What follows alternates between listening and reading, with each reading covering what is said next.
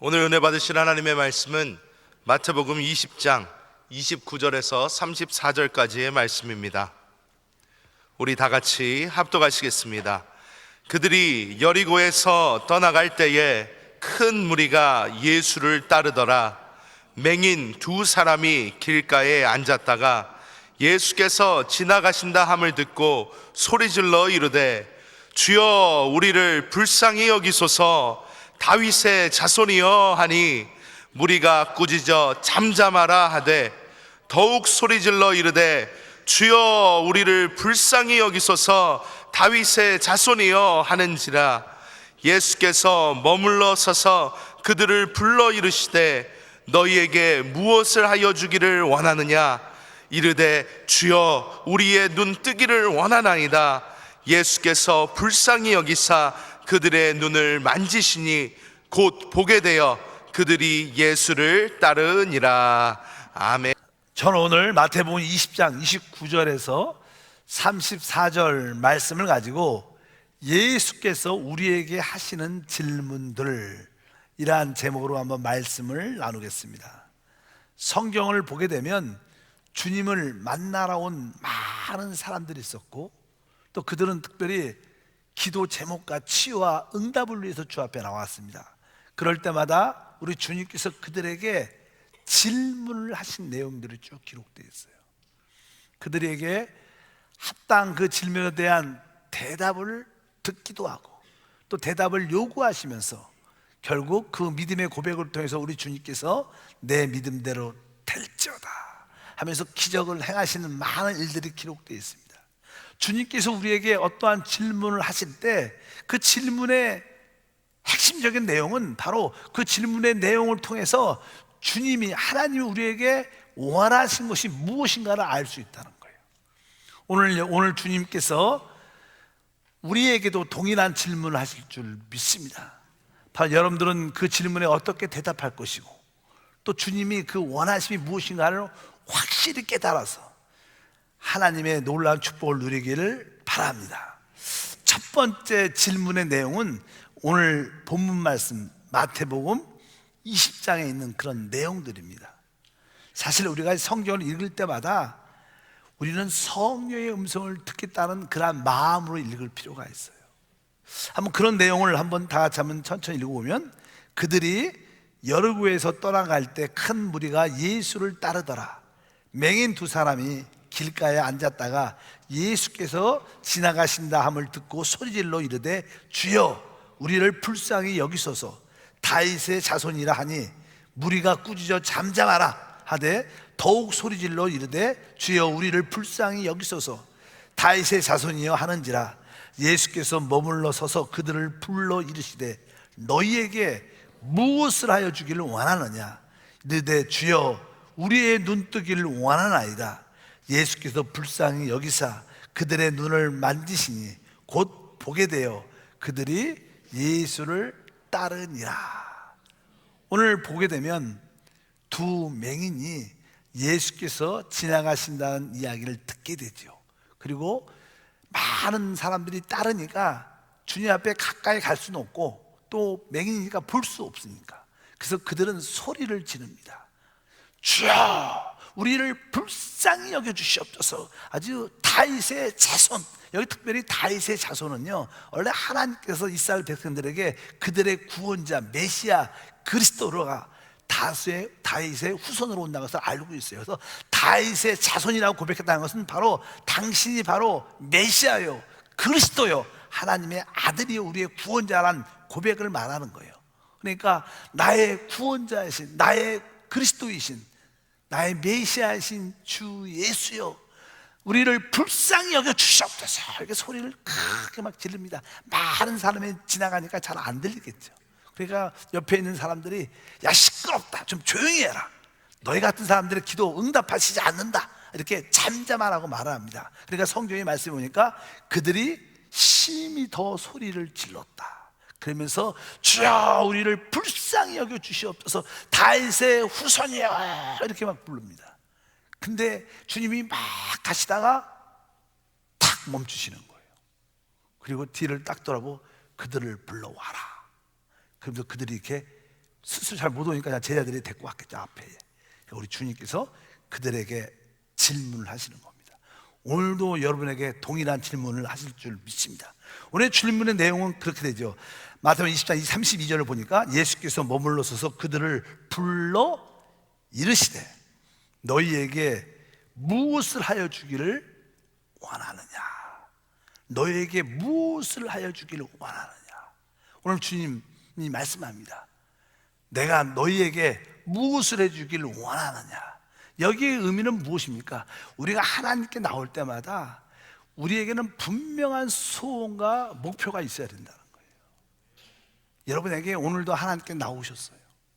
내가 오늘 하나님 나올 때 내가 하나님의 음성, 내가 이 기도 제목을, 이 문제를 치유받기를 원한다, 이런 간절한 소원이 있어야 돼요. 분명한 목표가 있길 바랍니다. 나는요 안 주셔도 돼요, 이런 사람은 교만한 사람이에요. 사실 하나님 볼 때 항상 우리는 낮은 마음으로, 여러분들이 진짜 간절한 소원을 가지고 분명한 목표를 가지고 나올 때 그것이 하나님 볼 때는 겸손하고 그것이 올바른 자세인 줄 믿습니다. 주님이 말씀하셨, 내가 너희에게 무엇을 해주기를 원하느냐? 그들은 금방 대답하죠. 눈뜨기를 원합니다. 그러니까 주님이 그들을 불쌍히 여기시고 손을 대시니 그들이 보게 됐다. 그래서 주님을 따르게 됐다고 말씀하신 줄 믿습니다. 여기에서 하나님의 뜻, 우리에게 소원과 목표가 분명한 것을 원하시는구나. 근데 여기 내용을 쭉 보면 그들이 처음에 주여 우리를 불쌍히 여기소서 이렇게 외쳤을 때 주변에서 잠잠하라, 좀 조용히 하라, 너희 기도 응답 안 된다, 이런 장애물들이, 방해한 것들이 많이 있었어요. 그래도 이 사람들은 그런 장애물과 어려운 환경에도 굴하지 않고 더욱 소리 질렀다, 더욱 부르짖었다. 종종 여러분들이 하나님 앞에 나와서 기도할 때 응답이 안 되는 것처럼 보일 때가 있어요. 그럴 때도 포기하면 안 됩니다.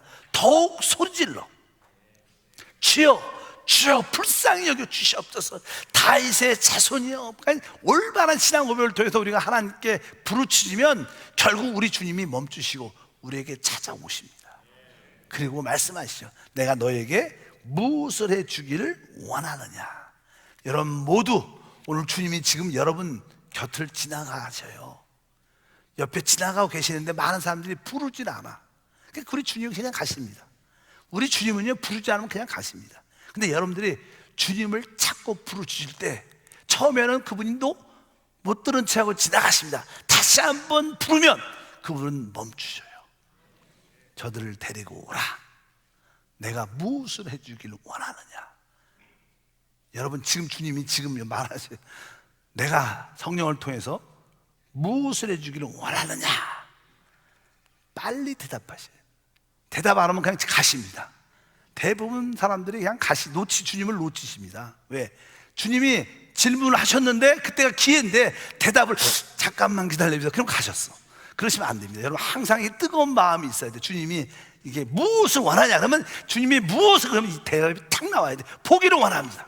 하나님 그 직장 문제요, 하나님 우리 남편, 이렇게 딱 나와야 돼요. 그럼 우리 주님이 내 믿음대로 될지어다.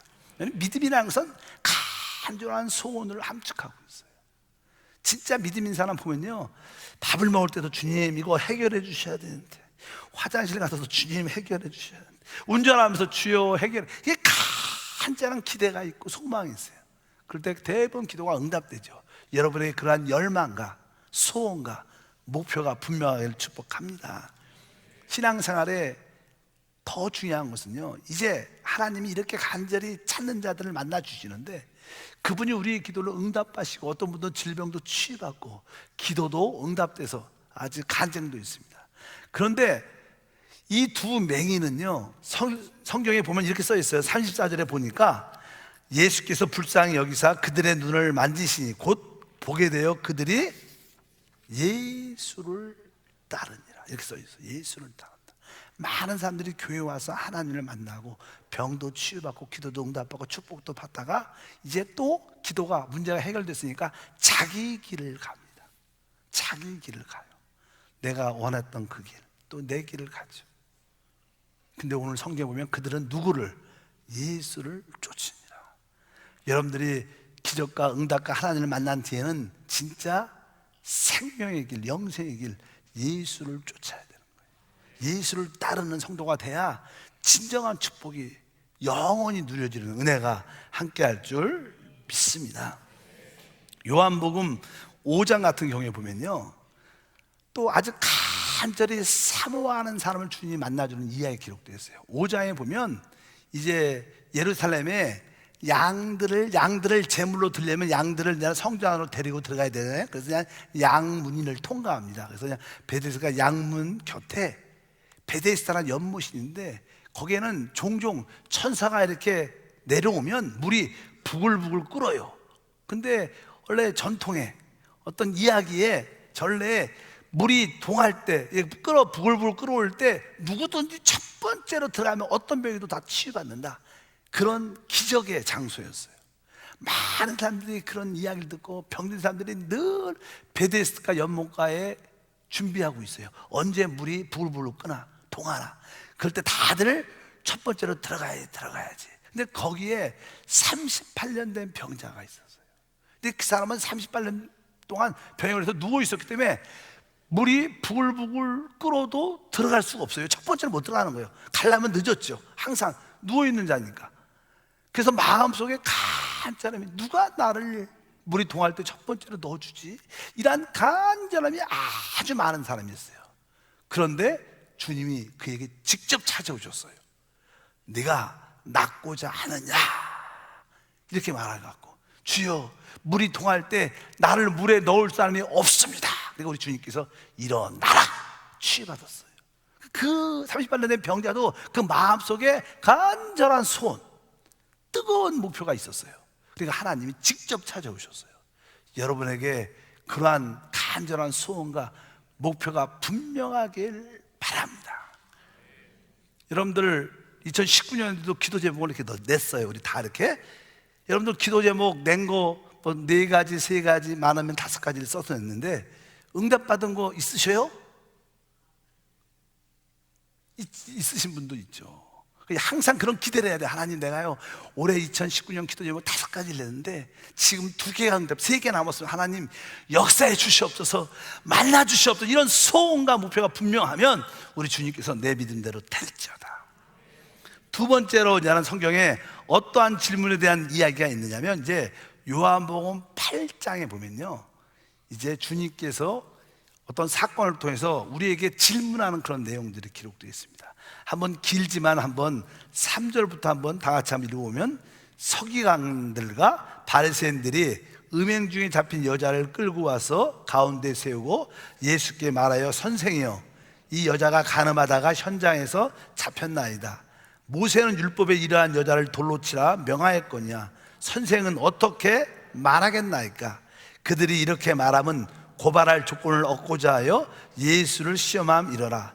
예수께서 몸을 굽히사 손가락으로 땅에 쓰시니 그들이 묻기를 마지 아니하는지라. 이에 일어나 이르시되, 너희 중에 죄 없는 자가 먼저 돌로 치라 하시고, 다시 몸을 굽혀 손가락으로 땅에 쓰시니 그들이 이 말씀을 듣고 양심의 가책을 느껴 어른으로부터 시작하여 젊은이까지 하나씩 나가고, 오직 예수와 그 가운데 섰던 여자만 남았더라. 예수께서 일어나사 여자 외에 아무도 없는 것을 보시고 이르시되, 여자여, 너를 고발하던 그들이 어디 있느냐? 너를 정죄한 자가 없느냐? 대답하여 주여, 없나이다. 예수께서 이르시되, 나도 너를 정죄하지 아니하노니 가서 다시는 죄를 범하지 말라 하시니라. 여기에서 주된 내용은 다른 것이 아닙니다. 여기서는 우리가 하나님이 어떠한 하나님인가, 이것을 우리가 여기서 깨달을 수 있어요. 이 내용은 사실 어떤 여자가 음행 가운데 사람들에게 붙잡혀 오게 되죠. 근데 사실 이 내용은 고의적으로 이 서기관과 바리새인들이 예수를 고소하려고, 어떤 함정에 빠뜨리려고 어떤 사건을 만들어낸 사건이요. 실제로 음행을 했죠. 그런 사건을 엮어서 그 사람을 데리고 와서, 사실 예수님은 이 땅에 구원자로 오셨어요. 그렇기 때문에 이 음행한 여자를 그냥 용서하라, 그러면 바로 율법을 어기게 되니까 구원자가 될 수가 없는 거예요. 그리고 다른 말로 또 그 율법에 의해서 이 여자는 죽여야 된다 이렇게 말하면 예수님은 구원자도 될 수 없어요. 이런 상황에서 예수님은 어떠한 말을 해도 다 걸리게 돼 있어요. 용서에도 걸리게 돼 있고 모세의 율법에 따라 죽여라 그래도 그분은 구원자가 될 수가 없죠. 그렇기 때문에 그런 상황을 만들었는데 우리 주님께서 그들의 이러한 질문에 대해서 이렇게 땅에 엎드려서 글씨를 쓰고 다시 일어나면서, 그래, 이 여자가 음행을 했고 당연하게 누군가가 이 여자에게 돌을 던져야 되는데 돌을 던질 수 있는 사람의 자격은 바로 죄가 없는 사람이다. 그러면서 너희 중에 죄 없는 사람이 먼저 돌을 던지라. 그리고 나서 땅에 엎드려서 다시 한번 글을 쓰는데 그 글이 모든 사람의 양심에 가책이 느끼게 돼서 어른으로 시작해서 젊은까지 다 빠져나갔다. 결국 예수님과 그 여자만 남은 거예요. 그럴 때 예수님이 그 여자에게 말씀하죠. 너를 정죄하는 자들이 어디 있느냐? 너를 고발하는 자가 어디 있느냐? 이렇게 질문하셨습니다. 지금도 우리 주님이 여러분에게 말하죠. 너를 고발하던 자, 너를 정죄하는 자들이 어디 있는가? 이 말씀은요, 우리 하나님은 용서하신 하나님이라는 거예요. 여러분, 우리 사람은요 다 죄 가운데 태어나죠. 이 땅에 의인은 한 사람도 없습니다. 우리는 다른 사람을 정죄할 수 있는 그런 자격이 있지 않아요. 우리 그것을 인정을 해야 돼요. 그렇다고 무조건 다 용서해라 이런 뜻이 아니라, 죄를 조장하는 그런 이야기가 아니라 우리 모든 사람은 다 허물과 죄 가운데 있다는 거예요. 그런 사람끼리 진정으로 필요한 것은 용서가 필요한 거예요. 회복이 필요한 줄 믿습니다. 우리 하나님은 우리의 연약함을 아시기 때문에 진짜 우리를 용서하시는 하나님인 것을 알아야 돼요. 여러분들이 하나님께 나올 때마다 마음속에 우리 하나님은 용서하시는 하나님을 믿고 그 용서하시는 하나님을 마음속에 받아들일 때 우리에게 진정한 치유와 회복과 축복이 함께할 줄 믿습니다. 우리 주님만이 이 상황에 보면요, 이제 사람들이 다 떠나갔어요. 고발하고 정죄하는 사람도 다 떠나고 아무도 없어요. 오직 예수님과 그 음행한 여자밖에 없습니다. 이 뜻은 예수님이 그 자리에 있으니까 예수님만이 사람을 정죄할 수 있는 자격이 있다는 거예요. 근데 우리 주님이 말씀하죠. 나도 너를 정죄하지 않는다. 우리 주님은 이 땅에 오셨을 때 우리를 고발하고 심판하러 오신 분이 아닙니다. 우리를 구원하러 오신 줄 믿습니다. 그러면서 다시는 죄를 짓지 말라. 또 이 상황에서 또 하나 느낄 수 있는 것은 우리가 살고 있는 이 세상의 종교와 정치들은 오직 고발과 정죄밖에 없다는 거예요. 우리 대한민국 정치를 보십시오. 그냥 서로 욕하는 거예요. 서로 고발하고 서로 정죄하는 거예요. 세상 자체가 그래요. 여러분, 세상에 미련 갖지 마세요. 세상 지도자한테 미련, 가망성 있지 않습니다. 진정한 지도자가 되려면 자기의 부족함과 죄인인 것을 알아야 돼요. 용서와 간용이 한국을 변화시킬 수 있어요. 세상을 변화시킬 수 있는 줄 믿습니다. 여기서 또 하나의 우리에게 제시하는 것은 이 세상은 오직 고발과 정죄밖에 없다는 것을 알아야 돼요. 그러나 우리 하나님 안에는 용서가 있다는 거예요. 거기에는 사랑이 있다는 거예요. 여러분들은 그 사랑에 힘입어서 모든 것이 회복되길 주님으로 축복합니다. 성경을 보면 우리 주님께서 그 여자를 용서를 해주시면서 하시면 다시는 뭐요? 죄를 짓지 말라 이렇게 말씀합니다. 우리들도 다 용서받았죠. 그리고 주님이 뭐라 그래요? 다시는 범죄하지 말라. 그런데 우리는 다시 돌아가서 어떻게 해요? 또 죄를 져요. 또 죄를 질 수밖에 없는 우리 자신을 발견해. 그래서 사도 바울도 그리스도를 만나 은혜를 받고 죄사함을 받고 이제 하나님 앞에 깨끗하게 살고 싶었는데 또 돌아가서 죄를 질 수밖에 없는 자신을 발견하니까 너무나 고통스러운 거야. 나는 죄를 짓고 싶지 않은데 또 죄를 짓는 내 자신. 그래서 그는 이렇게 고백합니다. 로마서 7장 24절 다 같이 합독하면, 오라 나는 공고한 사람이로다. 누가 이 사망의 몸에서 나를 건져내랴. 다 같이 한번 읽어볼까요? 오라 나는 공고한 사람이로다. 이 사망의 몸에서 누가 나를 건져내라. 이 사망의 몸, 죄를 짓는 또 그런 내 자신에서 누가 나를 도와줄 수 있는가. 애통해야죠. 나는 다시 죄 짓고 싶지 않은데 또 죄를 질 수 없는 내 자신의 모습을 보면서 슬퍼하는 거예요. 애통하는 거예요. 바로 우리 힘으로 안 된다는 거예요. 그런데 주님이 그것을 이길 수 있도록 그분이 우리 안에 오신 거예요. 그분이 십자가에서는 우리의 범죄한 모든 것을 씻어주기 위해서 십자가에서 피 흘려 죽으셨지만 또 죄를 짓는 우리 자신을 알기 때문에 그 죄의 능력을 이길 수 있도록 그분이 우리 안에 직접 오신 거예요. 그분이 우리 안에 영접됐을 때 그분을 생명의 성령의 법이라 그래요. 우리 안에 영접된 예수 그리스도 안에 생명의 성령의 법이 있는 줄 믿습니다. 그래서 로마서 8장 2절 말씀을 다시 읽어보면, 이는 그리스도 예수 안에 있는 생명의 성령의 법이 죄와 사함의 법에서 너희를 해방했다. 내 안에 영접된 예수님 안에는 생명의 성령의 법이 있구나. 이 생명의 법이 죄와 사함의 법을 해방시켜 주는구나. 여러분들은 여러분 안에 계신 이 생명의 법을 따라 살아야 돼요. 구약에는 하나님의 법이 돌판 우리 밖에 있었어요. 그걸 율법이라고 그러죠. 밖에 십계명이 새겨져 있었어요. 근데 신약에는 바로 하나님이 여러분 마음에 하나님의 법을, 생명의 법을 기록한 줄 믿습니다. 여러분 안에 있는 이 생명의 성령의 법을 붙잡기만 하면 이 모든 죄와 사함의 법을 이길 수 있는 능력과 축복이 함께할 줄 믿습니다. 우리 주님께서 나도 너를 정죄하지 아니하노니 다시는 범죄치 말라고 말씀하신 것처럼 우리 주님은 이미 여러분을 용서했고 여러분이 다시 범죄치 아니할 수 있도록 여러분 안에 생명의 성령의 법을 주셨기 때문에 오늘도 성령에 충만하여 하나님의 생명으로 최고의 삶을 살기를 주님으로 축복합니다. 오늘 두 가지 질문. 두 번째 질문, 너를 고발한 자가, 너를 정죄한 자가 어디 있느냐? 우리 주님은 용서하신 하나님.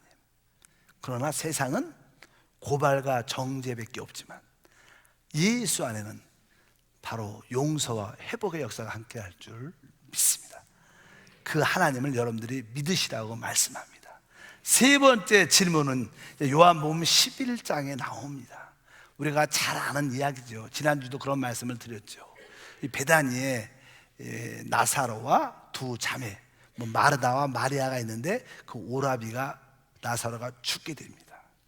예수님이 좀 늦게 그 베다니에 오셔서 나사로를 살리는 그런 이야기에 대해서, 이제 주님이 사실은 사역을 하시고 나사로가 사는 그 베다니 쪽에 올라오셨는데 이제 예수님이 오시는 주된 목적이 죽은 나사로를 살리려고 오시는 거예요. 근데 이 죽은 지 벌써 4일이 지나서 4일이, 사람이 죽은 지 유대의 날씨는 덥거든요. 그 다음에 습도가 많으니까 4일이니까 벌써 썩은 냄새가 나죠. 4일 됐을 때 주님이 오시는 거예요. 그러니까 이제 마르다가 마중을 나와서 예수님께 이런 말씀을 하게 됩니다. 한번 천천히 한번 읽어보니까 21절부터 마르다가 예수께 여짜오되 주께서 여기 계셨더라면 내 오라비가 죽지 아니하였겠나이다. 그러나 나는 이제라도 주께서 무엇이든지 하나님께 구하시는 것을 하나님이 주실 줄 아나이다. 예수께서 이르시되 내 오라비가 다시 살아나리라. 마르다가 이르되 마지막 날 부활 때 다시 살아날 줄 내가 아나이다. 예수께서 이르시되 나는 부활이요 생명이니 나를 믿는 자는 죽어도 살겠고 무릇 살아서 나를 믿는 자는 영원히 죽지 아니하리라. 내가 이것을 믿느냐? 주님의 세 번째 질문이 뭐냐면 나는 부활이요 생명이다. 이것을 내가 믿느냐? 이런 질문이에요. 여러분 믿으십니까?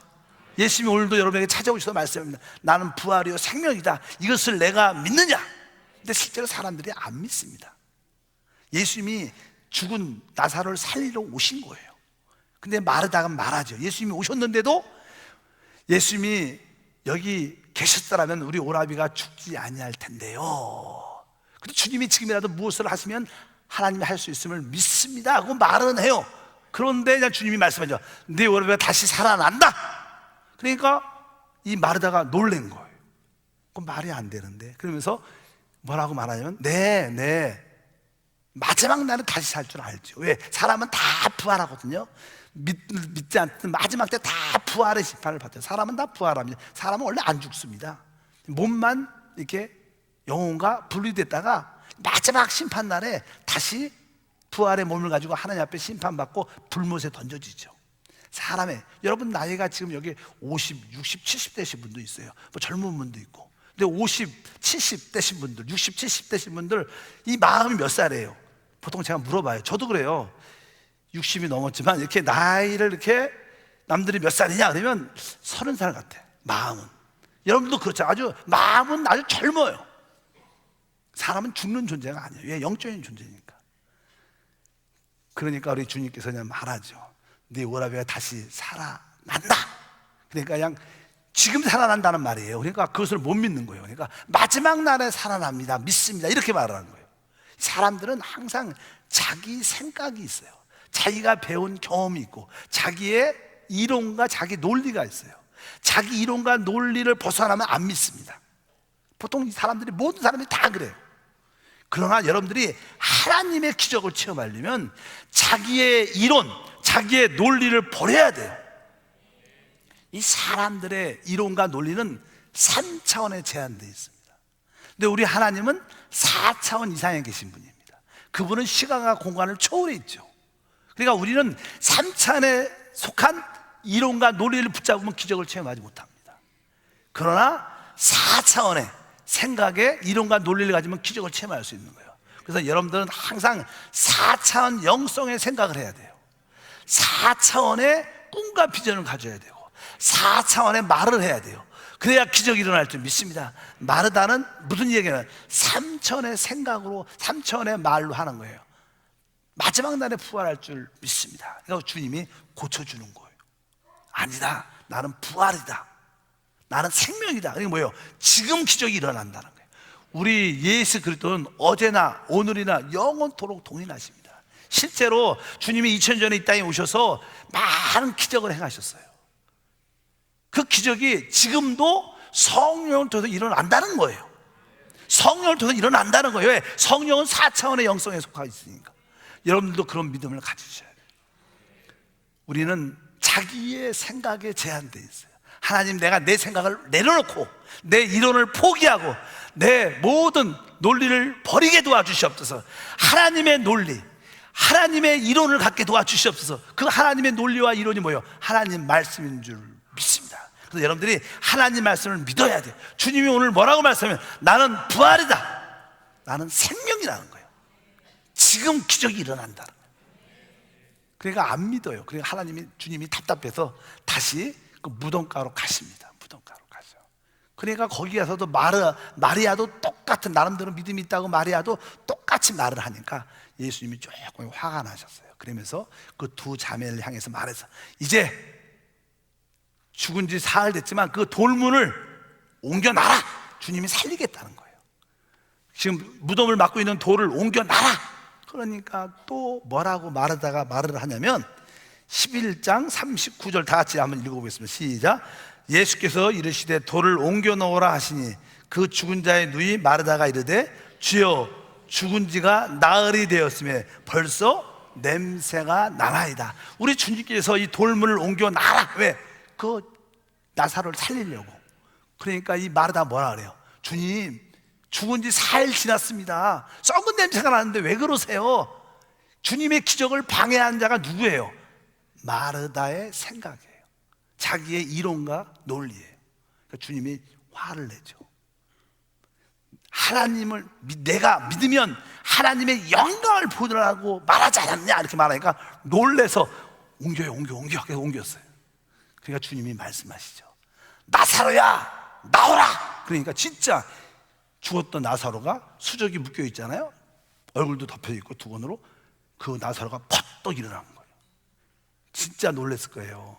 제가 얘기만 들어도 놀랐는데 죽은 사람이 퍽떡 일어나서 얼마나 놀랐겠어요. 그러니까 성경에 11장 44절 다 같이 읽으면 시작. 죽은 자가 수족을 배로 동인 채로 나오는데 그 얼굴은 수건에 쌓였습니다. 예수께서 이르시되 풀어놓아 다니게 하라 하시니. 그러니까 결국 주님의 그 부활의 능력이 나사로를 살리게 되죠. 원래 사람이 이렇게 죽고 장사 지낼 때 손과 발을 다 묶잖아요. 그리고 얼굴도 이렇게 덮잖아요. 근데 그 사람이 묶여있는 채로 탁 일어난 거예요. 근데 참 이상한 게 예수님이 살리시면 그냥 탁 살릴 때 수족도 풀리고 이것도 다 묶이고 또 다 풀어지고 수건도 다 벗겨지고 그냥 멋있는 모습 다 걸어 나오면 되는데 그렇게 안 했어요. 그냥 어떻게 했어요? 수족이 묶인 채로 사람이 탁 일어났어요. 그러니까 주님이 뭐라 그래요? 바로 예수께서 이르시되 풀어 놓아 다니게 해라. 이거 풀어놓은 건 누가 해야 되는 거예요? 우리가 해야 되는 거예요. 하나님은 우리에게 생명을 주시지만, 살리시지만 우리가 해야 될 일을 우리가 해야 되는 거예요. 여러분 꼭 기억하셔야 돼요. 기적을 채울 때 하나님은 우리를 살리고 회복은 하지만 나머지 일은 우리가 스스로 믿음으로 해야 되는 거예요. 수족을 풀기를 축복합니다. 얼굴에 수건도 벗기를 축복합니다. 그럴 때 그가 마음껏 활동하는 것처럼. 사실 구약에 보면 그런 말씀이 많아요. 구약에 하나님이 이스라엘 백성들에게 뭘 줬어요? 축복의 가나안 땅을 줬어요. 근데 실제로 여호수아를 앞서서 그들이 가나안 땅에 드디어 요단강을 건너 들어갔습니다. 그 요단강에 딱 들어가면 야 이것이 다 우리 땅이다 이래야 되는데, 이미 요단강 안에 우리 가나안 땅에 들어갔을 때는 이미 거기에 가나안 7 족속이 살고 있었어요. 이미 땅을 정착하고 살고 있어요. 그래서 이스라엘 백성들은 그 7 족속을 하나하나 전쟁을 해서 쫓아내면서 그 땅을 다 소유하게 됩니다. 거기에 이미 살고 있는 7 족속은 귀신들을 상징하는 거예요. 우리가 구원받기 전에 우리 안에는 많은 귀신들이 붙어 있어요. 가난의 귀신, 질병의 귀신, 저주의 귀신, 음란의 귀신, 거짓말하는 귀신, 악한 귀신, 더러운 귀신, 뭐 술, 담배 중독의 귀신, 뭐 이런 거 우리가 이기지 못하는 그런 많은 사람들이 붙잡혀 있어요. 근데 우리가 어때? 그것을 하나하나 쫓아내야지 진정한 축복을 100% 누릴 수 있다는 거예요. 그걸 누가 쫓아요? 우리가 쫓아야 되는 거예요. 그래서 주님께서 부활 승천하시면서 다 믿는 자에게 이런 표적이 따를 것이다. 다 내 이름으로 귀신을 쫓아내라. 그래서 예수 믿고 구원받은 사람이 첫 번째 해야 될 일 중에 하나는 뭐예요? 귀신을 쫓아내야 돼요. 보통 내가 보니까 가나안 땅에도 이미 7 족속이 살고 있었다고 말해요. 아마 사람들은 적어도 7 귀신 이상 붙어 있는 것 같아요. 믿으시길 바랍니다. 저도 이 청년 때 예수를 딱 거듭나고 나서 이 말씀을 읽는데, 아 나에게도 7 귀신이 붙었구나. 내가 구원은 받았지만. 그래서 그때부터 생각했어요. 나한테 어떤 귀신이 붙었을까? 아 더러운 귀신, 악한 귀신, 거짓말하는 귀신. 그걸 열심히 막 쫓았어요. 이 거짓말하는 귀신은 떠나가라, 악한 귀신은 떠나가라, 음란한 귀신은 떠나가라, 뭐 이런 귀신을, 질병의 귀신은 떠나가라. 열심히 쫓으니까 진짜 점점 좋아지고 새롭게 되고 건강도 회복하고. 구원받은 사람들은 내게 붙어있는 7 귀신을 쫓아내는 것이 우리의 사명이에요. 목사님은 또 귀신 얘기한다 그런 소리 하면 진짜 쫓아내야 돼요. 왜? 우리에게는 많은 귀신들이 실제로 붙어 있어요. 그래서 여러분들 막 화가 나잖아요. 이유 없이. 왜? 귀신의 역사입니다. 어떤 사람은 어떤 중독에, 마약에, 노름에 중독되가 못 벗어나요. 여러분 중독은 가로 열고 귀신이라는 뜻이 포함되어 있어요. 왜? 여러분 중독되면 내가 이기지는 못해요. 버려도 내가 못 버릴 수 없어요. 왜? 귀신의 역사니까. 귀신은 사람 이기지 못합니다. 예수 이름으로 이길 수 있어요. 구원받은 사람 중에서 특별히 예수의 부활을 첫 번째로 본 여자가 있는데 그 여자의 이름이 막달라 마리아입니다. 성경은 이렇게 기록되어 있어요. 마가복음 16장 9절 다 같이 읽어보면, 예수께서 안식 후 첫날 이른 아침에 살아나신 후 전에 7 귀신을 쫓아내어 주신 막달라 마리아에게 먼저 보이시니. 그러니까 이 마리아도 예수를 만나기 전에 7 귀신한테 꽉 붙잡혀갖고 아주 안 좋은 여자로서, 행실이 안 좋은 여자로서 삶을 살았어요. 예수님이 그 여자의 귀신을 쫓아주시니까 아주 거룩한 믿음의 딸이 된 거예요. 우리에게도 그런 귀신들이 붙어 있다는 거예요. 기억해야 됩니다. 우리 예수님이 우리를 살리고 회복시키지만 수족 묶인 거, 덮여 있는 것은 우리가 풀어야 되는 거예요. 여러분들 귀신을 쫓아내셔야 돼요. 그것이 하나님의 뜻이다. 우리가 예수의 부활과 생명을 믿으면 하나님은 우리를 다 살려주십니다. 그러나 여러분들은 이제 가난한 귀신을 쫓고 하나님의 축복의 땅을 회복해야 돼요. 질병의 귀신을 쫓아내고 건강의 땅을 회복해야 돼요. 중독의 귀신을 쫓아내고 자유와 해방의 축복을 회복해야 돼요. 여러분들은 이러한 놀라운 축복을 누려야 될 줄 믿습니다. 종종 가정에 어떤 사람은 거짓말 그렇게 잘해. 거짓말 진짜같이 해가지고 자기도 진짜인 줄 알아 하면서. 왜? 너무나 잘하니까. 왜? 귀신한테 붙여봐요. 자기도 나중에 지나면 내가 한 말에 거짓말 진짜인지 자기도 몰라요. 왜? 귀신이니까. 그런 사람 많습니다. 그래서 사기꾼이 되죠. 어떤 사람도 아까 말한 것처럼 어떤 노름에 빠져서 못 이겨요. 여러분 자녀들도 종종 요즘에 뭐 음란 동영상 같은 이야기도 많이 나오잖아요. 그런데 한번 딱 붙잡히면 그 잔상이 한번 박혀버리면 못 이기는 거예요. 귀신의 역사니까. 예수님은 더러운 귀신은 떠나가라. 여러분 자녀를 위해서 뜨겁게 기도해 줘야 돼. 그렇다가 애들 앞에서 막 기도하면 기분 나쁘니까 혼자 기도할 때 우리에게 붙어있는 이 음란의 귀신은 떠나가라. 여러분 우리 요즘에 뭐 TV에서도 아주 나라에서 큰일 나는 사람들이 무슨 항상 그 음행에 여자 문제에 관련돼 갖고 결국 끝이 안 좋잖아요. 이런 것들도 여러분 기억하셔야 돼요. 하나님 우리 남편도 우리 자녀들도 이런 어둠에서 다 이길 수 있도록 축복해 주시옵소서.